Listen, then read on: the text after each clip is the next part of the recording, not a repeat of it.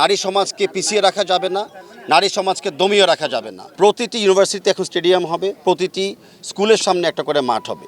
আজ আমরা রাজশাহী বিশ্ববিদ্যালয়তে ইন্টার হল নারীদের ফুটবল টুর্নামেন্ট উদ্বোধন করতে এসেছি এবং টুর্নামেন্টটা দেখতে এসেছি। যে কারণে টুর্নামেন্টটা বা যার নামে বা স্মৃতিত হচ্ছে সেটা হলো আমাদের বেগম খালেদা জিয়া, সাবেক প্রধানমন্ত্রী, দেশনেত্রী। অগাস্ট মাস খালি একজন ব্যক্তির জন্মদিনের জন্য না, দেশনীতির জন্মের সাথে আমরা একটা আপসহীন নেত্রী পেয়েছি। আমরা শিখেছি যে দুর্নীতির সাথে অরাজনীতির সাথে আপোষ করতে কখনো নেই। সেই স্মৃতি অ্যান্ড সেই ইন্সপিরেশন পাওয়ার জন্য আমরা আজকে টুর্নামেন্টটা সাথে যুক্ত হয়েছি। আমরা বর্তমানে বাংলাদেশে দেখেছি যে অনেক ক্ষেত্রে আমাদের নারীরাই কিন্তু আমাদের সামনে এগিয়ে নিয়ে যাচ্ছে। সেই কথাটা ফুটবলের জন্য সত্য। আজকে আমাদের নারী দলের জন্য কিন্তু বিশ্বে এখন বাংলাদেশকেও চিনে, ফুটবলকেও চিনে। এই সব কিছুর পিছিয়ে কিন্তু যে ভিশনটা ছিল দেশনেত্রী বেগম খালেদা জিয়া, উনি অনেক আগের ভিশনের ছিল যে নারীদের শিক্ষা উনি উন্মুক্ত করে দিয়েছিল, যে প্রাইমারি স্কুল থেকে হাই স্কুল পর্যন্ত নারীরা ফ্রি এডুকেশন পেয়েছে। সো বাংলাদেশ জাতীয়তাবাদী দল সবসময় দেখতে চায় যে বাংলাদেশের যে আধা জনগোষ্ঠী নারী, নারী সমাজকে পিছিয়ে রাখা যাবে না, নারী সমাজকে দমিয়ে রাখা যাবে না।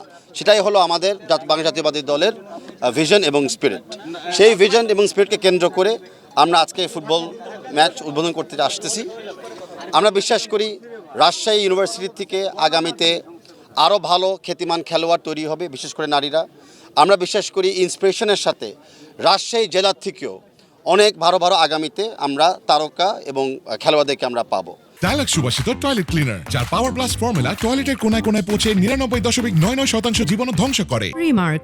সেই পাশাপাশি ফুটবল ফেডারেশনের যেরকম দায়িত্ব আছে, কিছু কাঠামো তৈরি করে দেওয়া, কিছু ট্রেনিংয়ে সহযোগিতা করা, তার সাথে সাথে বাংলাদেশ জাতীয়বাদী দলের অলরেডি 31 দফা অঙ্গীকার আছে যে আমরা শিক্ষার সাথে ক্রীড়াটাকে চর্চা করব, প্রতিটি মানুষের জীবনে ক্রীড়াকে ব্যবহার করব একটা ভালো স্বাস্থ্য, ভালো সমাজ এবং ভালো ব্যক্তিকে গড়ে তোলার জন্য। আমাদের নারী দলের প্রস্তুতির জন্য অনেক আমরা এগিয়ে গিয়েছি।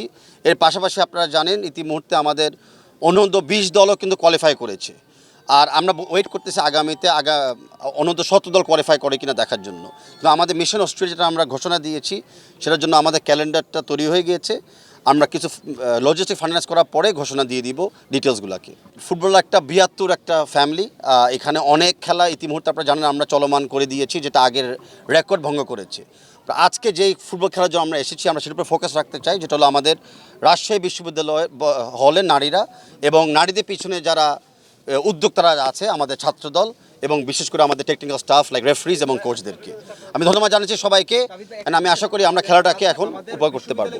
আমি গর্বের সাথে বলছি আজকে যে রাজশাহী বিশ্ববিদ্যালয় অনেক এগিয়ে আছে, যে তারা এরকম একটা স্টেডিয়াম ওনারা পেয়েছে। সেটা আমরা স্মরণ করতে চাই যে শহীদ রাষ্ট্রপতি জিয়াউর রহমানের আমলেই কিন্তু স্টেডিয়ামটা বরাদ্দ পেয়েছিল।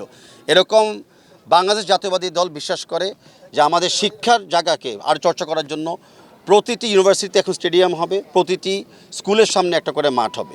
আর বর্তমান যে স্টেডিয়ামটা আমরা দেখেছি সেটা আমিও বলেছি জাতীয় দল বাংলাদেশ জাতীয়বাদীর পক্ষ থেকেও এবং বাংলাদেশ ফুটবল ফেডারেশনের পক্ষ থেকেও বলছি আমরা এই স্টেডিয়ামটাকে আরও ডেভেলপ করার জন্য এবং স্টেডিয়ামের বাইরে আরও কিছু মিনি স্টেডিয়াম বা ইনডোর স্টেডিয়াম করা যায় কিনা সেটা বিবেচনা আমরা রাখবো। ইতিমুহূর্তে সেই দাবিটা আমি পেয়েছি সাধারণ শিক্ষার্থীদের মাধ্যমে।